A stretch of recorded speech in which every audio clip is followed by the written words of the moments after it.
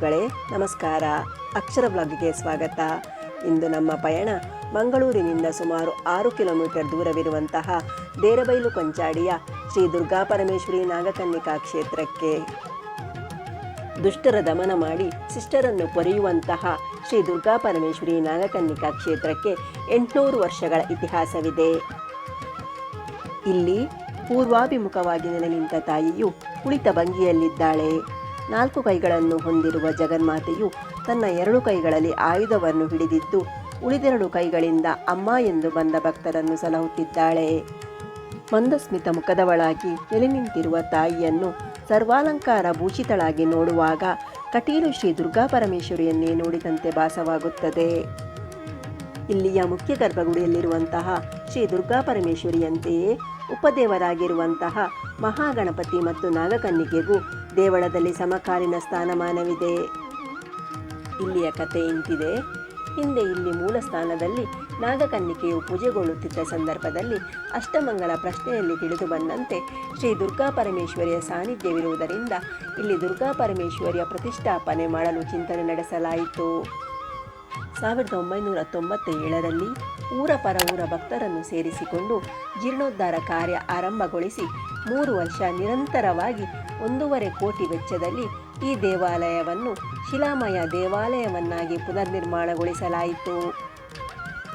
ಅಂದಿನಿಂದ ವಿಘ್ನ ನಿವಾರಕನಾದ ಬಲಮುರಿ ಗಣಪತಿ ಮತ್ತು ಶ್ರೀ ದುರ್ಗಾಪರಮೇಶ್ವರಿಯನ್ನು ಈ ಕ್ಷೇತ್ರದಲ್ಲಿ ಪ್ರತಿಷ್ಠಾಪಿಸಲಾಗಿ ತ್ರಿಕಾಲವೂ ಪೂಜೆಯನ್ನು ನೀಡುತ್ತಾ ಬರಲಾಗುತ್ತಿದೆ. ಅಂದಿನಿಂದ ಇಲ್ಲಿಯವರೆಗೂ ವರ್ಷಂಪ್ರತಿ ಜಾತ್ರೆಯು ಏಪ್ರಿಲ್ 1ಕ್ಕೆ ನಡೆಯುತ್ತದೆ. ಅಂದು ಬೆಳಗ್ಗೆ ಮಹಾಗಣಪತಿಗೆ ಗಣಹೋಮ, ನಾಗಕನ್ನಿಕೆಗೆ ಪವಮಾನ ಹೋಮ, ಪಂಚಾಮೃತ ಅಭಿಷೇಕ, ದುರ್ಗಾಪರಮೇಶ್ವರಿಗೆ ಕಲಶಾಭಿಷೇಕಗಳು 24 ವರ್ಷಗಳಿಂದ ನಿರಂತರವಾಗಿ ನಡೆಯುತ್ತಾ ಬಂದಿದೆ. ರಾತ್ರಿ ಮಹಾಪೂಜೆ ನಡೆದ ನಂತರ ಬಲಿ ಹೊರಟು ದೇವರಿಗೆ ನೃತ್ಯ ಸೇವೆ ನಡೆದು ಕಲ್ಲುಟ್ಟಿ ದೈವಕ್ಕೆ ಬಹಳ ವಿಶೇಷವಾಗಿ ಕೋಲ ಸೇವೆ ನಡೆಯುತ್ತದೆ.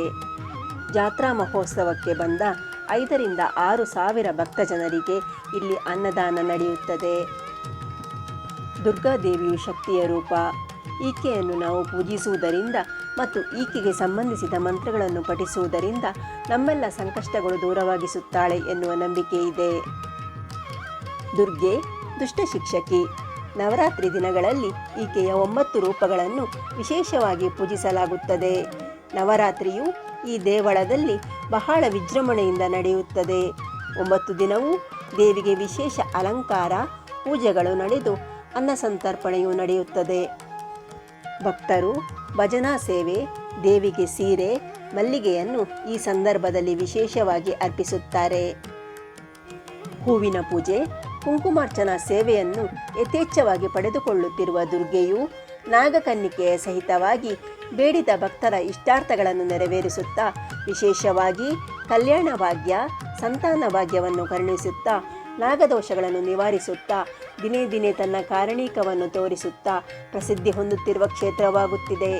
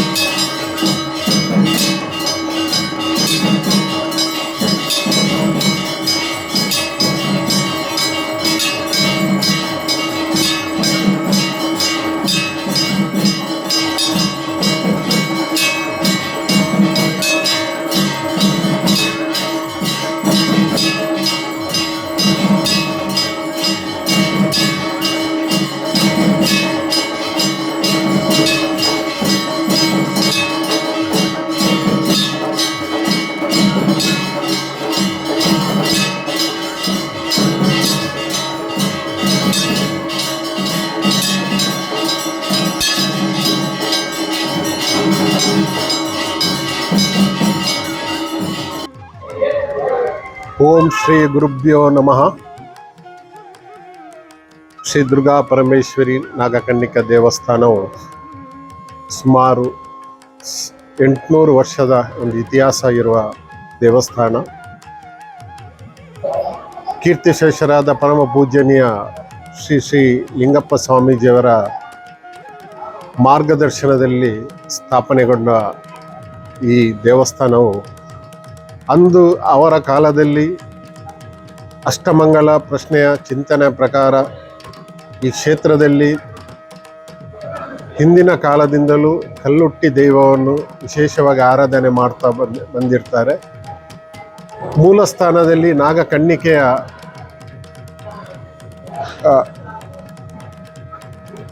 ನಾಗಕನ್ನಿಕೆಯು ಆರಾಧನೆಗೊಂಡು ಬಹಳ ವಿಶೇಷವಾಗಿ ಈ ಕ್ಷೇತ್ರದ ಮೂಲ ದೇವರಾಗಿ ಇದ್ದರು. ಅಷ್ಟಮಂಗಲ ಪ್ರಶ್ನೆಯ ಚಿಂತನೆ ಪ್ರಕಾರ ಶ್ರೀ ದುರ್ಗಾ ಪರಮೇಶ್ವರಿ ತಾಯಿ ಇಲ್ಲಿ ಸ್ಥಾಪನೆ ಆಗಬೇಕೆಂದು ಚಿಂತನೆ ಬಂತು. ಆ ಪ್ರಕಾರ 1997ರಲ್ಲಿ ಪ್ರಥಮತವಾಗಿ ಈ ಕ್ಷೇತ್ರಕ್ಕೆ ಪೂರ್ಣವಾಗಿ ಎಲ್ಲ ಊರ ಪರವರ ಭಕ್ತರನ್ನು ಸೇರಿಸಿಕೊಂಡು ಸಮಗ್ರವಾಗಿ ಒಂದು ದೇವರನ್ನು ಜೀರ್ಣೋದ್ಧಾರ ಮಾಡುವ ಒಂದು ಕಾರ್ಯಕ್ರಮಕ್ಕೆ ಎಲ್ಲ ಭಕ್ತರು ಒಟ್ಟಿಗೆ ಆದರು. ಆ ಪ್ರಕಾರ ಪ್ರಥಮತವಾಗಿ ಅಡಿಪಾಯ ಕಲ್ಲನ್ನು 1997ರಲ್ಲಿ ಹಾಕಲಾಯಿತು. ತದನಂತರ 3 ವರ್ಷ ನಿರಂತರವಾಗಿ ಈ ಅಮೋಘವಾದ ಸುಮಾರು 1.5 ಕೋಟಿ ರೂಪಾಯಿ ವೆಚ್ಚದ ಅಂದಾಜಿನಲ್ಲಿ ಈ ದೇವಸ್ಥಾನವನ್ನು ಸಮಗ್ರವಾಗಿ ಈ ಶಿಲಾಮಯ ದೇವಸ್ಥಾನವನ್ನು ಪ್ರಥಮತವಾಗಿ ಮಂಗಳೂರಲ್ಲಿ ಈ ಸ್ಥಾಪನೆಗೊಂಡಿತ್ತು. ಇದರ ಶಿಲ್ಪಿ ದಕ್ಷಿಣಮೂರ್ತಿ ಅವರಾಗಿದ್ದರು. ಆ ಪ್ರಯುಕ್ತ ಇಲ್ಲಿ ವಿಶೇಷವಾಗಿ ನಮಗೆ ಬಲಮುರಿ ಮಹಾಗಣಪತಿ ದೇವರನ್ನು ಪ್ರತಿಷ್ಠೆ ಮಾಡಬೇಕಾಯಿತು. ಶ್ರೀ ನಾಗಕನ್ನಿಕೆ ದೇವಿಗೆ ಪ್ರಾಕಾರ ಆಯಿತು. ಪ್ರಧಾನ ದೇವರಾಗಿ ಶ್ರೀ ದುರ್ಗಾ ಪರಮೇಶ್ವರಿ ತಾಯಿಯನ್ನು ಇಲ್ಲಿ ಪ್ರತಿಷ್ಠಾಪನೆ ಮಾಡಲಾಯಿತು. ಅದೇ ಪ್ರಕಾರ ನಾಗಬನದಲ್ಲಿ ನಾಗದೇವರು, ನಾಗಬ್ರಹ್ಮ, ನಂದಿಕೋನ, ರಕ್ತೇಶ್ವರಿ, ಕ್ಷೇತ್ರಪಾಲ ಇವರನ್ನು ಪಂಚತತ್ವಗಳಲ್ಲಿ ಅವರನ್ನು ಪ್ರತಿಷ್ಠೆ ಮಾಡಲಾಯಿತು. ಅದರ ನೇತೃತ್ವವನ್ನು ಬ್ರಹ್ಮಶ್ರೀ ಕುರುಪು ನರಸಿಂಹತಂತ್ರಿಯವರ ನೇತೃತ್ವದಲ್ಲಿ ಆ ಎಲ್ಲ ವೈದಿಕ ಕಾರ್ಯಕ್ರಮಗಳು ಜರುಗಿತು. ದೇವಸ್ಥಾನಕ್ಕೆ ವಿಶೇಷವಾಗಿ ಈ ದುರ್ಗಾ ಪರಮೇಶ್ವರಿ ನಾಗಕನ್ನಿಕಾ ದೇವಸ್ಥಾನಕ್ಕೆ 2 ತಂತ್ರಿ ವರೇಣ್ಯರಿದ್ದಾರೆ. ಉಚ್ಚಿಲತಾ ಶ್ರೀ ಪದ್ಮನಾಭ ತಂತ್ರಿಗಳು ದೇವಳದ ಎಲ್ಲ ಜವಾಬ್ದಾರಿಯನ್ನು ವಹಿಸಿದರೆ, ನಾಗಬನದಲ್ಲಿ ಉಡುಪು ನರಸಿಂಹ ತಂತ್ರಿಯವರ ನೇತೃತ್ವದಲ್ಲಿ ಎಲ್ಲ ಪೂಜಾ ಕೈಂಕರ್ಯಗಳು ನಡೀತಾ ಇದ್ದೆ. 2000ರಲ್ಲಿ ಪ್ರತಿಷ್ಠೆಗೊಂಡ ಈ ದೇವಸ್ಥಾನ ನಿರಂತರವಾಗಿ 2000, 2001, 2002 3 ವರ್ಷ ನಿರಂತರವಾಗಿ ನಾಗಮಂಡಲ ಸೇವೆಗೈದ ದೇವಸ್ಥಾನ ಅಂದರೆ ಕೊಂಚಾಡಿ ನಾಗಕನ್ನಿಕಾ ದೇವಸ್ಥಾನ. ಯಾಕೆಂದರೆ ಇಲ್ಲಿ ನಾಗದೇವರು ವಿಶಿಷ್ಟವಾಗಿ ನಾಗಕನ್ನಿಕೆಯು ಇಲ್ಲಿ ದೇವರ ಒಂದು ಪ್ರತಿಷ್ಠೆ ಇರುವುದರಿಂದ, ಅವರ ಸ್ಥಾನಮಾನ ಇರುವುದರಿಂದ ಇಲ್ಲಿ ಸುತ್ತಮುತ್ತಲಲ್ಲಿ 8 ದಿಕ್ಕುಗಳಲ್ಲಿ ನಾಗಬನವು ಇದೆ. ಆದ್ದರಿಂದ ಇಲ್ಲಿ ನಾಗದೇವರಿಗೆ ವಿಶಿಷ್ಟವಾದ ಒಂದು ಸ್ಥಾನಮಾನ ಇದೆ. ಅದಕ್ಕೆ ಇದಾಗಿ ನಾವು ಇಲ್ಲಿ ಕಲ್ಲುಟ್ಟಿ ದೈವವನ್ನು ಕೂಡ ಇಲ್ಲಿ ಪ್ರತಿಷ್ಠೆ ಮಾಡಲಾಗಿದೆ. ಕಲ್ಲುಟ್ಟಿ ದೈವ ಕೂಡ ಇಲ್ಲಿ ವರ್ಷಂಪತಿ ನಡೆಯುವ 1 ಏಪ್ರಿಲ್ 1ರಂದು ಇಲ್ಲಿ ಜಾತ್ರಾ ಮಹೋತ್ಸವ ಭಾಳ ವಿಜೃಂಭಣೆಯಿಂದ ನಡೀತಾ ಇದೆ. ಆ ದಿವಸ ಬೆಳಿಗ್ಗೆ ಕಾರ್ಯಕ್ರಮ ಮಹಾಗಣಪತಿ ದೇವರಿಗೆ ಹವನ, ನಾಗಕನ್ನಿಕೆಗೆ ಪವಮಾನ ಹೋಮ, ಅಭಿಷೇಕ, ಪಂಚಾಮೃತ ಅಭಿಷೇಕ, ಹಾಗೆ ದೇವರಿಗೆ ಕಳಶಾಭಿಷೇಕ ನಡೆದು ತದನಂತರ ಮಹಾಪೂಜೆಗೈದು ಸಾರ್ವಜನಿಕರಿಗೆ ಅನ್ನದಾನ ಮಾಡೋ ಒಂದು ವಿಶಿಷ್ಟ ಕಾರ್ಯಕ್ರಮವನ್ನು ಈ ಕ್ಷೇತ್ರದಲ್ಲಿ ಸುಮಾರು 24 ವರ್ಷದಿಂದ ನಿರಂತರವಾಗಿ ನಡೆದುಕೊಂಡು ಬಂದಿದೆ. ಸಂಜೆಯ ಹೊತ್ತಿಗೆ ಈ ತ್ರಯಂಬಕ ಆಗಿ ರಾತ್ರಿಯ ಹೊತ್ತಿಗೆ ದೇವರಿಗೆ ಮಹಾಪೂಜೆ ಆದ ನಂತರ ದೇವರ ಬಲಿ ಹೊರಡಿ ದೇವರಿಗೆ ನೃತ್ಯ ಸೇವೆಯಾಗಿ ತದನಂತರ ಕಲ್ಲುಟ್ಟಿ ಅಮ್ಮ ದೇವಿಗೆ ಇದು ಕೋಲ ಸೇವೆ ನಡೆಯುವ ಈ ಕಾರ್ಯಕ್ರಮವು ಈ ಜಾತ್ರಾ ಮಹೋತ್ಸವದ ದಿವಸ ಭಾರಿ ವಿಶೇಷವಾಗಿ ನಡೀತದೆ. ಸುಮಾರು 5,000 to 6,000 ಜನಗಳು ಈ ಕ್ಷೇತ್ರದಲ್ಲಿ ಆ ಒಂದು ಅನ್ನದಾನದ ಪ್ರಸಾದವನ್ನು ಸ್ವೀಕಾರ ಮಾಡುವ ಒಂದು ಕಾರ್ಯಕ್ರಮ ಉಂಟು. ಇಷ್ಟು ನವರಾತ್ರಿ ಉತ್ಸವದಲ್ಲಿ ಕೂಡ ನಾವು ವಿಶೇಷವಾಗಿ ನವರಾತ್ರಿ ಉತ್ಸವ ಈ ಕ್ಷೇತ್ರಕ್ಕೆ ವಿಶೇಷವಾದ ಒಂದು ಕಾರ್ಯಕ್ರಮ. ಆವತ್ತು ಕೂಡ ಎಲ್ಲ ದಿವಸ ಪ್ರತಿ ದಿವಸ ಮಧ್ಯಾಹ್ನದ ಮಹಾಪೂಜೆ ಆದ ನಂತರ ಅನ್ನದಾನದ ಸೇವೆಯು ಜರುಗ್ತಾ ಇದೆ.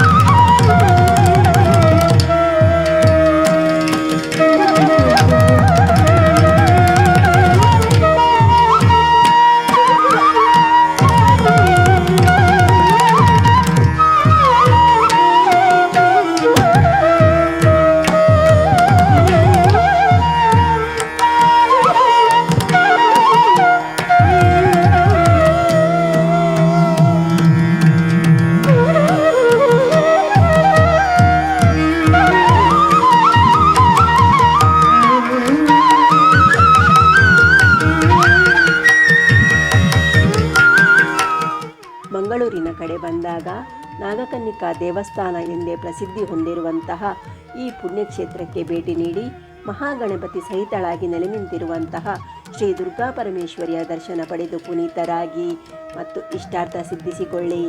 ನಮ್ಮ ವಿಡಿಯೋ ಇಷ್ಟವಾಗಿದ್ದಲ್ಲಿ please like, share and subscribe.